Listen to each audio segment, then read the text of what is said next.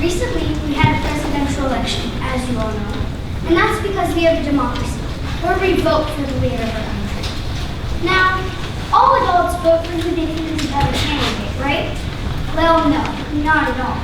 Actually, according to CNN, only 55% of eligible voters cast their ballots. 55%. What does this say to our kids? I think it's telling today's youth that our right to vote is insignificant. Now, I happen to know a thing or two about politics and our government, but this knowledge did not come from my school. It came from my parents. We talk about certain issues and how they'll affect us and how they make us feel. My brother and I even get to go to the polls with our parents and see the actual voting ballots. However, this experience is not typical for most families. A child's civics education, the knowledge of how politics and government work, is important early in life to help them understand their rights and duties as a citizen.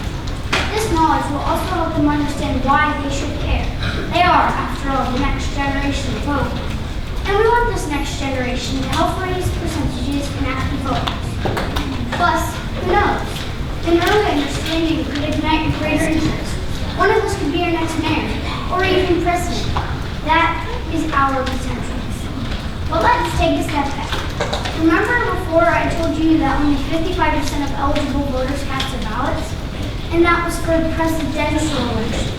The number drops considerably when we get to local elections, such as school board elections, judges, city mayors, district representatives, and so on.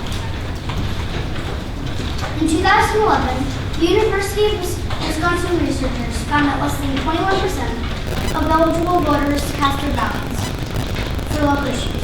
This is disappointing because they affect your day-to-day life more than a federal election.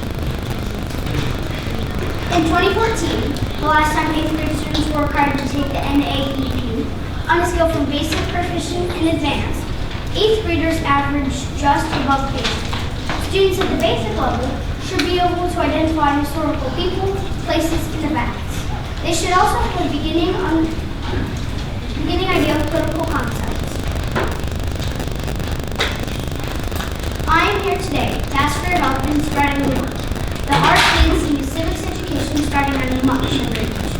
I can't help but ask why we aren't taught this until high school.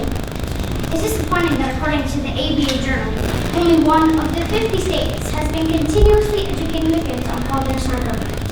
That state happens to be South Carolina, not Ohio. So this is up to you. Do you want young minds learning a lesson? I do.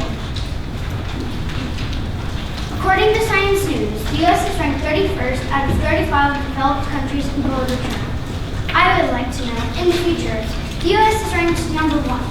And one of the best ways this can happen is to ignite greater interest starting at a younger age.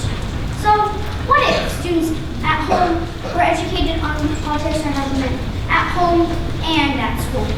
We are the next voting generation after all. So you might be asking yourself, how can I help? It doesn't have to be complicated. Watch the evening news together and have discussions. Let them ask you questions. And if you don't know the answer, do some research together. Let it be fun and memorable. You can even get involved